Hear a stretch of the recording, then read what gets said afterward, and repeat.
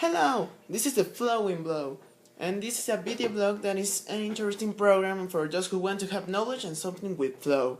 Today we're going to talk about the public speaking, the effective listening, and the informative speech. So, we hope you like it. We did it with my friends, so enjoy it.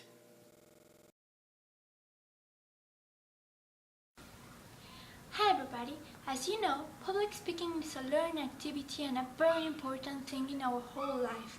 So we're going to tell you some tips to develop a good public speaking according to our public speaking book. Public speaking is preparing information in a formal, structured way in order to deliver it in a public setting with an audience. Effective public speakers can be able to make people understand easy and present information in a way that they can influence people's attitudes and behavior. It helps us to have a better communication with people, get a job, or also express thoughts, feelings, and knowledge. It's important because communication skills are necessary in accomplishing our daily tasks. It's part of our academical and professional responsibilities. Don't forget your speech has to present with directness and spontaneity, be colorful, and also is mainly for your listeners. I recommend you to be very creative. I am going to explain the model of communication. The model of communication consists in the source, which is the speaker, that will send a message through the channel to the receiver. The message is the ideas, the thoughts, and the feelings that the source wants to send to the receiver. The receiver is your main objective and the end of your speech. After listening to the information, the receiver will send a response to the source that it could be either positive or negative.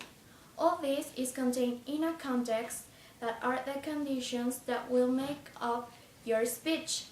There are some stimuli that can get in the way of the message that are called noise. With this model, we can learn the collaborative learning skills. Those are, for example, when the source sends the message to the receiver and the receiver sends a response, positive or negative. The source will use this to improve her or his speech. Another thing we can learn are the interpersonal intelligence skills. This means that the source has to learn how to communicate in order for the receiver to get the right message.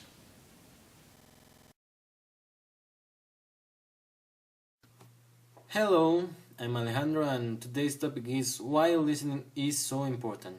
My guest for this topic is my friend Edgar and he's going to tell us about why is listening so important.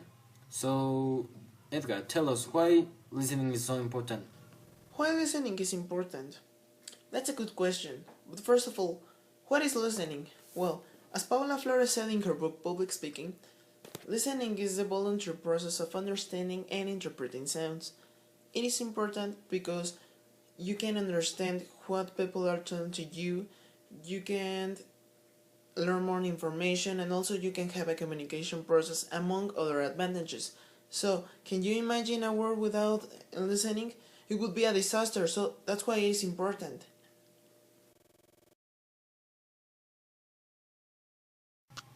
Well, continuing with this video blog, there are many problems in a speech between the listener and the speaker. One of these problems, well, it's divided into external and internal sources of interference. I'm going to talk about the internal sources of interference, and these are divided into some categories like reaction to words, attention, personal concerns, attitudes, and habits. Well, the things that I'm explaining are in this book, Public Speaking. It's a very interesting book that our teacher gave us for the class.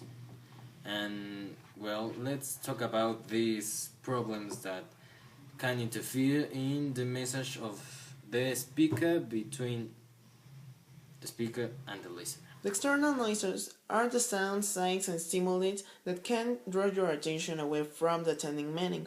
It could be from the environment, that are sounds that are inside or outside of the room.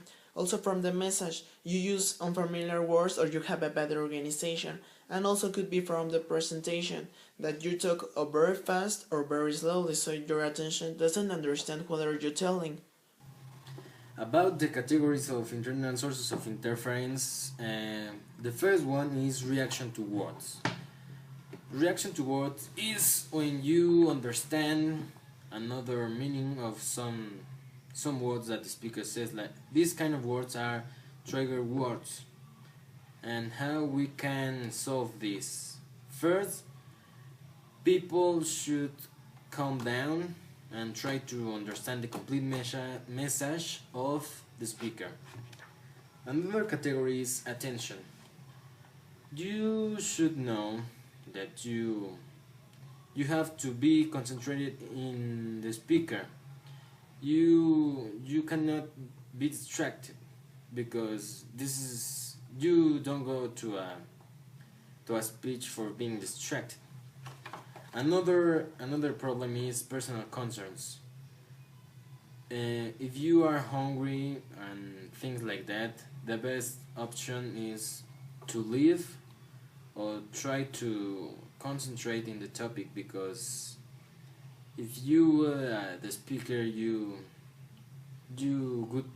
wouldn't like to be, you would like to be here by the people that you are giving the speech. Another problem is attitudes.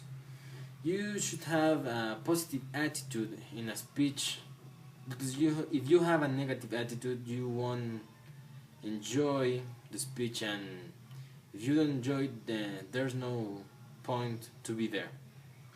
And the last is habits.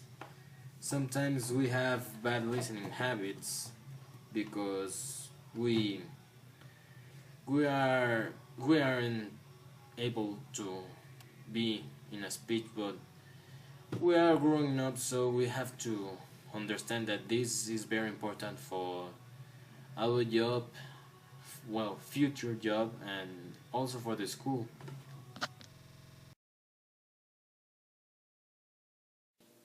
The narrative speech is a speech where you can talk about experiences and has to be in a chronological order.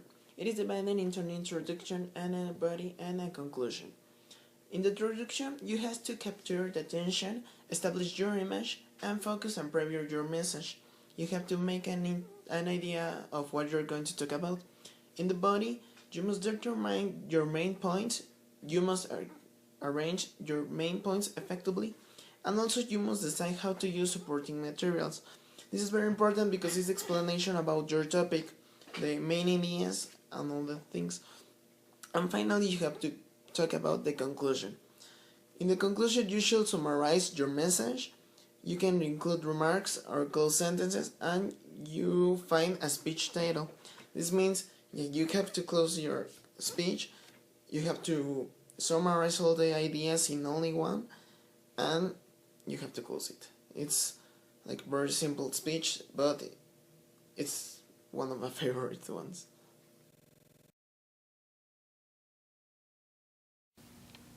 To give an informative speech is not as easy as it seems.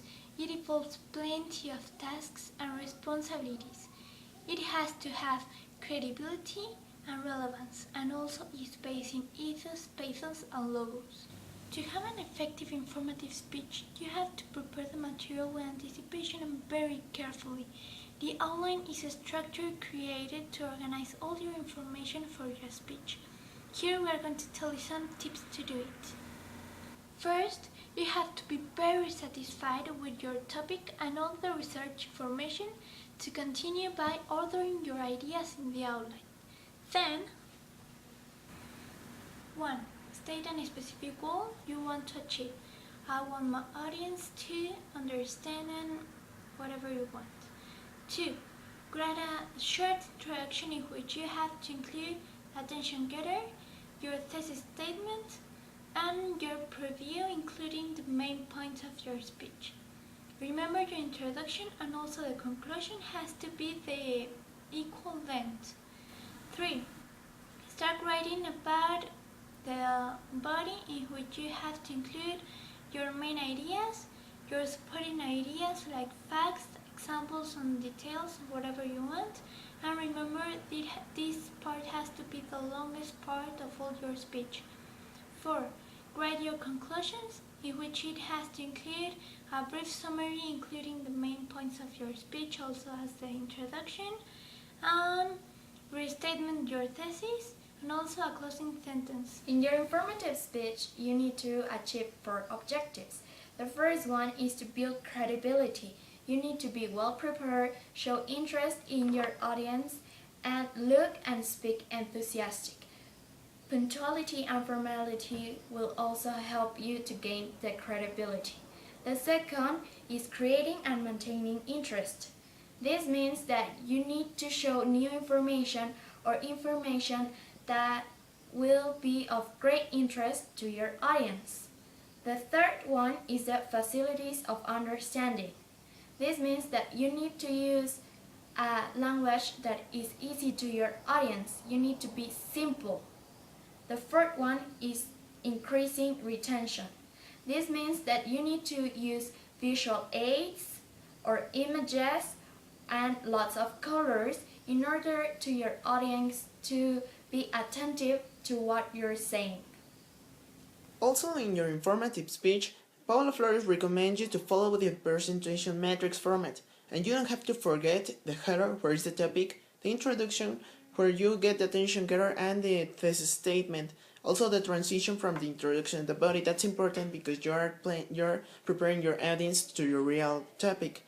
Also, the body, where are the main ideas and supporting ideas, and the transition from the body to conclusion, where you are preparing your audience to close. And finally, the conclusion, where is a summary of your main points and restatement your thesis.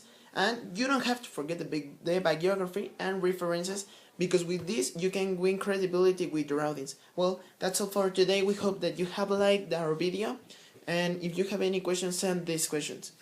Good luck.